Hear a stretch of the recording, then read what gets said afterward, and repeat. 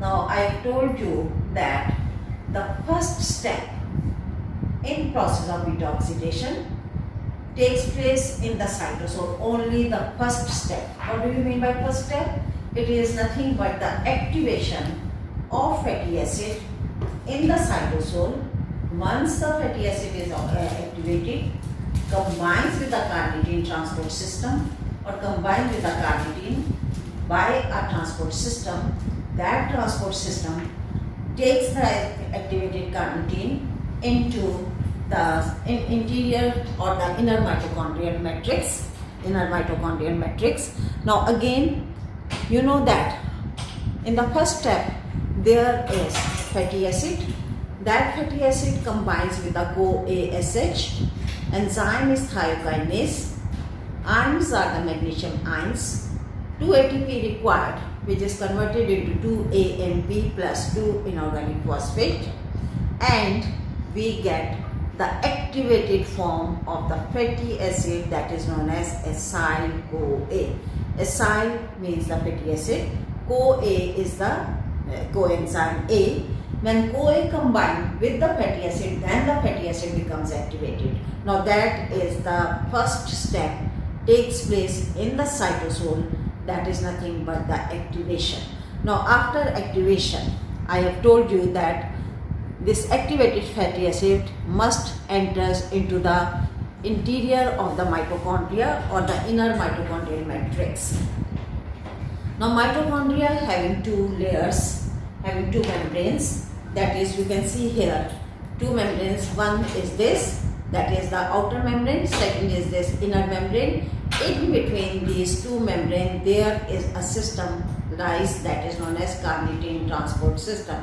Now this carnitine transport system is responsible for the entrance of activated fatty acid into the into the inner mitochondrial matrix or the mitochondrial inside the mitochondria.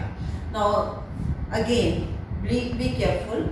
The sites are the most important in any pathway. The organs are the important in any pathway.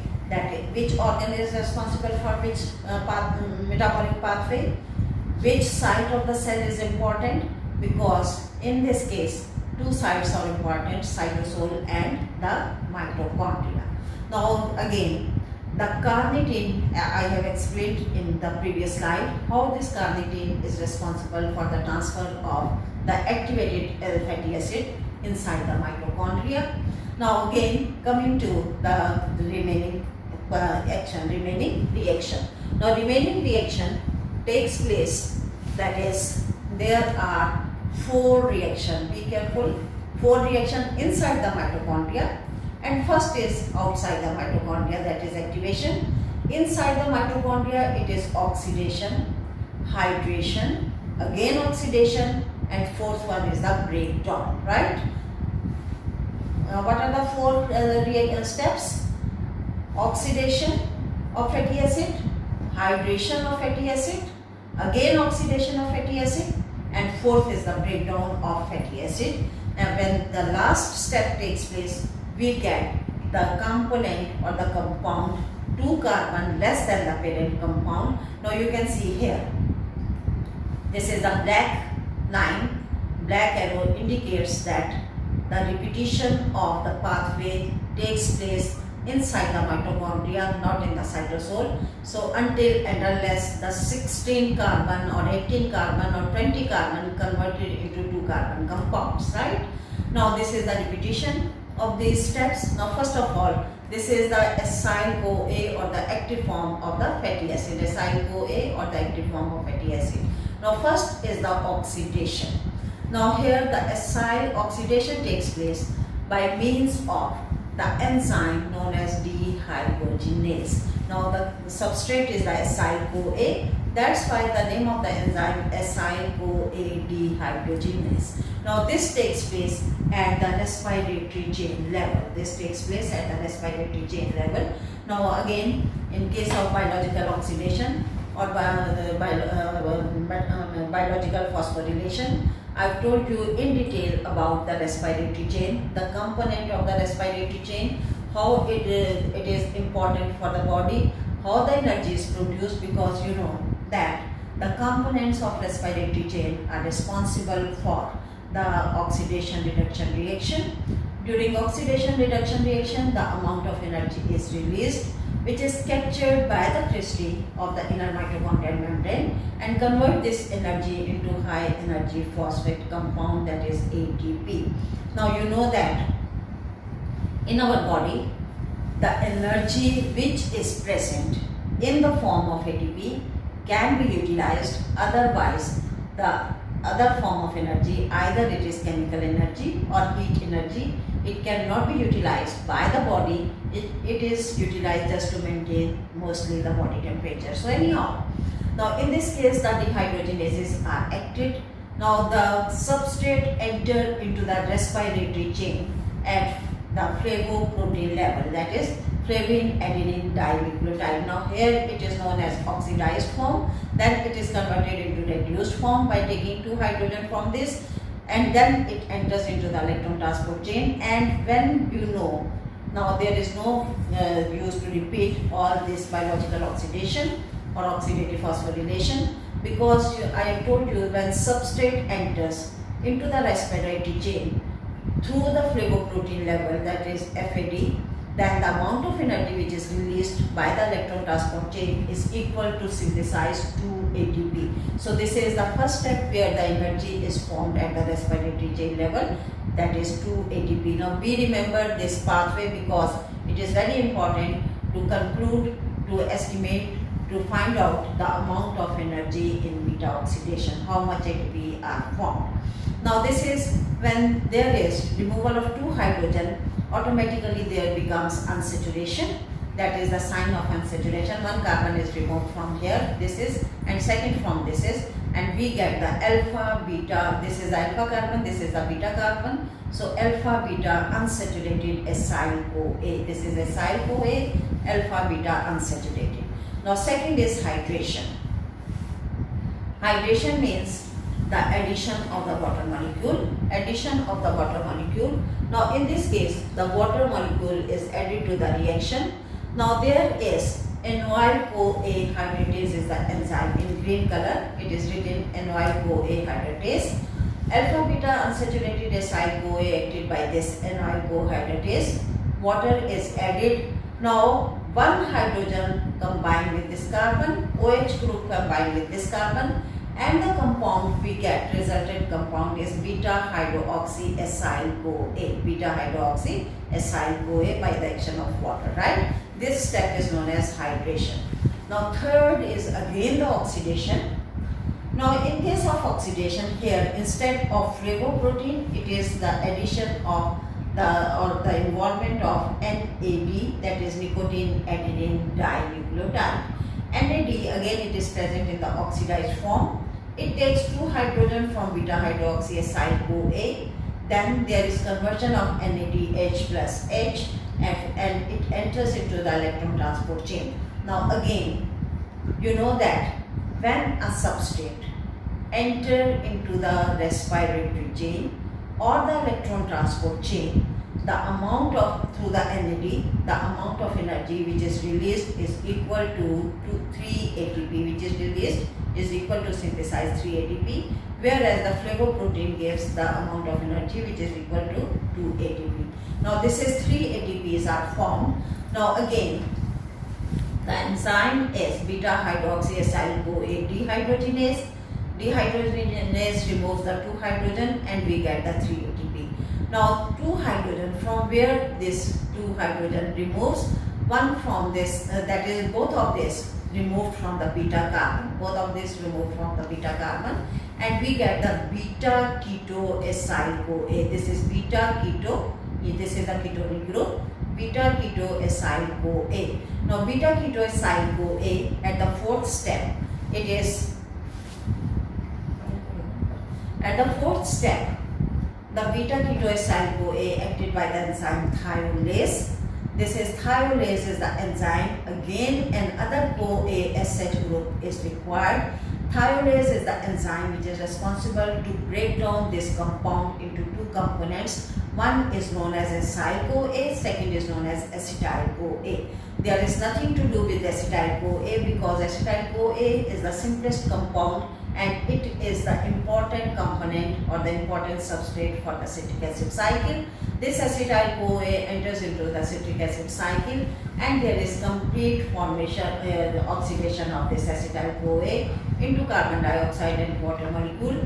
Now whereas, be careful about this acyl-CoA, now this R means that there are again so many methyl groups are there or the alkyl groups are there, so that's why it is known as acyl-CoA. This acyl-CoA, for example, we have started from 16 carbon, now here it is 14 carbon, again it will be removing, it will be recycled, again at the end we get 12 carbon, again the cycle, that is 4 steps are there, we get the 12 until and unless we get 2 molecules of acetyl-CoA which enters into the citric acid cycle, right? Now this is the path, that was the pathway of beta oxidation. Now for example, now how you can understand, because I have to give or we have to give certain examples to explain the certain examples for the beta oxidation. For that I am going to explain the oxidation of palmitic acid. In the beginning I told you that beta oxidation takes place in that fatty acids which are having even number of carbon atoms. Now what is the palmitic acid? Palmitic acid is a saturated fatty acid having 16 carbon in the structure, So it means that the palmitic acid must be recycled 7 times and then there is the end product which is known as acetyl-CoA. So how many times the cycle will be repeated in palmitic acid? 7 times because 16 carbon is there. If there is stearic acid having 18 carbon, and in that case cycle will repeat itself 8 times, right? So the oxidation of palmitic acid, 16 carbon. Summary of beta oxidation of palmitoyl-CoA. First of all, palmitic acid is activated in palmitoyl-CoA, that is the active form. Then it enters by the help of carnitine inside the mitochondria or the mitochondrial matrix, and then the remaining steps takes place inside the mitochondria. So the palmitoyl-CoA, this is the summary of the beta oxidation of palmitoyl-CoA. Palmitic acid, saturated fatty acid with 16 carbon, just I have told you. Palmitoyl-CoA, that is the active form of palmitoyl-CoA, plus 7 CoASH is required, plus 7 FAD, plus 7 NAD, because cycle repeated 7 times. So that's why 7 CoASH are required, 7 FAD are required, 7 NAD are required, plus 7 water molecule, and ultimately we get 8 molecules of acetyl-CoA plus 7. This is the oxidized form, this is the reduced form. This is the oxidized form, this is the reduced form of 7 NADH2 plus 7 H. So this is the summary of the palmitic acid, that is the beta oxidation of palmitic acid. Now palmitoyl-CoA undergoes 7 cycles of the beta oxidation to give 8 acetyl-CoA. So acetyl-CoA can enter into the citric acid cycle and get completely oxidized into carbon dioxide and water, right? Now that was the pathway of beta oxidation of fatty acid, that is palmitic acid. Now the second part, the most important part, that is what is the use of oxidation of fatty acid. The use of oxidation of fatty acid to provide the energy. You know that when 1 gram of carbohydrate are completely oxidized, they gives 4.5 kilocalories of energy. 1 gram of protein gives 4.1 kilocalories of energy, and 1 gram of fat, when oxidized completely, it gives 9.1 kilocalories of the energy. So it means that the fats gives the maximum amount of energy, but body utilize the carbohydrate as a source of energy, whereas fats perform many other important functions in the body. Not only the energy, but they are participate in various synthetic processes. Anyhow, now the beta oxidation in palmitic acid. Beta oxidation, 7 cycles are there, 7 times repetition. 7 FADH2 oxidized into, now again coming to the energetics, we have to conclude, we have to find out that how much amount of energy is produced. First of all, in the first step, that is oxidation, there is requirement of the flavin adenine dinucleotide. Oxidized form is converted into reduced form, and then when substrate enters through the FAD, we get the 2 molecules of ATP. So 7 times it will be repeated, so that's why 7 multiplied by 2, ATP yield is 14. 14 ATPs are formed at the first step in the palmitic acid. Now second is the hydration, only water enters of water molecule, there is no formation of energy. Next is again the oxidation process step, that is here the NAD is required. There is NAD, oxidized form is converted into reduced form, that is NADH2 by electron transport chain NADH plus H. Now when substrate enter into the NAD, the NAD is converted into NADH plus H. So there is again 1 molecule of NAD gives 3 ATP. So 7 times, which means that 7 multiplied by 3, 21 ATPs are there. 21 ATPs are there. Now at the end, you know that there are 8 acetyl-CoA are formed. So again coming to the citric acid cycle, when acetyl-CoA enters into the citric acid cycle, one cycle, that is citric acid cycle, provides the 12 ATPs. So there is 8 acetyl-CoA entering into the citric acid cycle. So the total number of ATPs are formed 12 multiplied 8, that is 96. So 96 ATPs are formed through the acetyl-CoA. So total is 14 plus 21 plus 96. So total energy formed from palmityl-CoA is 131. Now be careful about this, that total amount of energy is formed from palmityl-CoA when it is completely oxidized, that is 131 ATP. 131 ATP.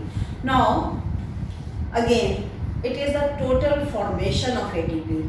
Now net result or net formation. Net formation means the total formation plus the total utilization, minus the utilization. So that will give the net formation of the ATP. So here the total formation of ATP is 131. Utilization is 2 in the cytosol. For the activation of fatty acid, so 2 ATPs are utilized for the activation. So net is 131 minus 2. It is only 129 ATPs. 129 ATPs. So be careful about this 129 ATPs. So this is the net formation of ATPs from this palmitic acid when it undergoes in the process of beta oxidation. So net yield of energy is 129 ATP. Now the standard free energy of palmitate is 2340 calories. Energy yield 129 ATP. So total is 129 multiplied by 7.3, it is 940 kilocalories of energy. 940 kilocalories of energy. So that's all about the beta oxidation. Hopefully that you follow that and you understand that all the beta oxidation. What is the beta oxidation? How it takes place? What is the site of beta oxidation? Which organs are responsible? How much amount of energy is produced when the even number carbon atom, that is palmitic acid, is oxidized by this process? What is, how many ATPs are utilized? What is the net amount of ATP which is formed? That is 129. Now be careful about the energetics of beta oxidation of palmitic acid. if the question arises in the exams, that is, we define beta oxidation and discuss the oxidation of palmitic acid, so you have to write down this. If there is the question define beta oxidation, where it takes place, what are the steps involved in the beta oxidation, discuss the oxidation of stearic acid. So instead of palmitic acid, you have to write down the stearic acid. Instead of 7 times repetition, it will be repeated 8 times, and there is accordingly the formation of energy takes place. The stearic acid having 18 carbon, so it will be more than 129 energy is formed from the stearic acid. So be careful about the name of the fatty acid in the paper, in the question, and don't copy this, because if they ask about stearic acid, you have to go to this palmitic acid. No. First of all, be careful to read the question. That is, what is the aim of the examiner, what he is about to ask. So read the question once, twice, then start to attempt this question. If palmitic acid, you have write this. If there is another fatty acid, you have to write down according to that fatty acid, according to number of carbon atoms, then the amount of energy. So this is about the beta oxidation. Thank you so much, and so nice of you.